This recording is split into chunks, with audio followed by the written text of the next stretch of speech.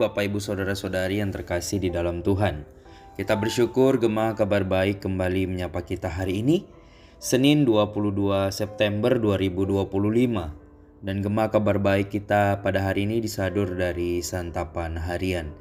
Firman Tuhan di dalam Lukas pasal 18 ayat 31, demikianlah firman Tuhan. Yesus memanggil ke-12 muridnya lalu berkata kepada mereka, "Sekarang kita pergi ke Yerusalem, dan segala sesuatu yang ditulis oleh para nabi mengenai Anak Manusia akan digenapi."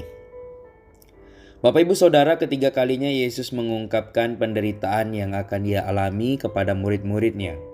Yesus mengajak murid-muridnya pergi ke Yerusalem, tempat di mana Dia akan disalibkan, seperti yang sudah dinubuatkan para nabi. Yesus akan ditangkap, diolok-olok, dihina, diludahi, dicambuk, dan dibunuh. Namun pada hari yang ketiga Ia akan bangkit. Akan tetapi para murid belum mengerti arti perkataan Yesus. 3 kali pertanda berita ini sangat penting. Yesus menjelaskan kepada murid-muridnya bahwa Dia akan mengalami penderitaan dan di Yerusalem peristiwa itu akan terjadi. Saat itu Yesus sedang dalam perjalanan menuju Yerusalem. Pertanda penderitaan sudah di depan mata. Para murid tetap belum mengerti penjelasan Yesus bahwa penderitaan saatnya akan tiba.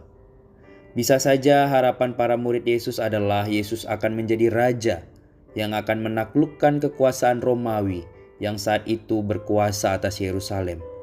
Dia akan mengembalikan kejayaan Yerusalem seperti pada masa kerajaan Daud.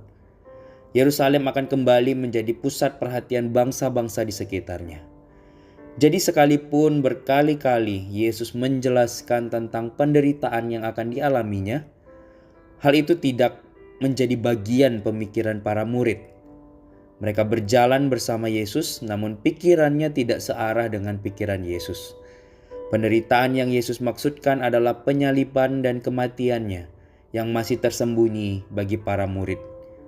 Penderitaan sudah di depan mata. Apakah tetap kita putuskan berjalan bersama Yesus? Dibenci, dihina, diolok-olok, dicambuk, dibunuh adalah bagian kita sebagai berkat kesungguhan mengikut Yesus. Ingat, penderitaan dan kematian bukan akhir segalanya.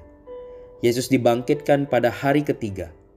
Hal ini menjadi jaminan bahwa setiap orang yang percaya dan sungguh-sungguh mengikut Yesus seumur hidupnya akan dimuliakan seperti Yesus. Bapak Ibu Saudara, peringatan bagi kita. Jangan bertahan dengan pikiran kita sendiri. Ikutilah alur pikiran dari Tuhan Yesus. Penderitaan akan tetap ada, namun bila tetap berjalan bersama-sama dengan Tuhan Yesus, kita akan kuat menghadapinya. Kiranya Tuhan menolong setiap kita. Amin. Kebenaran firman Tuhan, mari kita bersatu di dalam doa. Bapa di surga, kami sungguh bersyukur untuk hari yang baru yang Kau berikan kepada setiap kami. Bersyukur untuk segenap hikmat, kekuatan, dan sukacita yang Tuhan berikan. Kami juga bersyukur untuk firman-Mu pada pagi hari ini yang boleh kembali mengingatkan kami akan kasih Tuhan yang besar. Ketika Tuhan Yesus menggenapi keselamatan itu, dengan mati di kayu salib menebus dosa setiap kami, menggantikan hukuman dosa kami. Sehingga di dalam anugerah dan kemurahan Tuhan, kami sekarang boleh menjadi anak-anak Tuhan. Terima kasih Tuhan untuk pengorbanan-Mu bagi setiap kami. Kami rindu Tuhan untuk terus berada di dalam Tuhan. Kami rindu terus hidup di dalam kebenaran Tuhan saja. Tidak menyimpang ke kanan dan ke kiri, melainkan terus punya kerinduan untuk sungguh-sungguh boleh percaya kepada Tuhan. Rindu untuk sungguh-sungguh terus belajar firman-Mu. Rindu untuk mengerti isi hati-Mu, sehingga kami boleh sungguh-sungguh memuliakan Tuhan saja. Di dalam kami menjalani kehidupan kami Tuhan, kami sadar kadang penderitaan, pergumulan, dan tantangan terjadi di dalam kehidupan kami. Tetapi kami tahu bahwa kami berjalan bersama-sama dengan Tuhan, sehingga kami sungguh-sungguh menyerahkan hidup kami sepenuhnya kepada-Mu. Biarlah Engkau sendiri yang menjadi kekuatan bagi kami, menghadapi segala penderitaan, pergumulan, tantangan hidup yang terjadi. Sehingga ketika kami berjalan bersama dengan Tuhan, kami boleh terus bersuka cita di dalam Tuhan. Kami tidak sendiri, ada Engkau yang bersama-sama dengan kami. Kegiatan kami sepanjang hari ini Tuhan, kami serahkan ke dalam tangan-Mu. Kami rindu terus memuliakan Engkau. Dan pakai kami sekali lagi menjadi berkat bagi orang-orang di sekitar kami.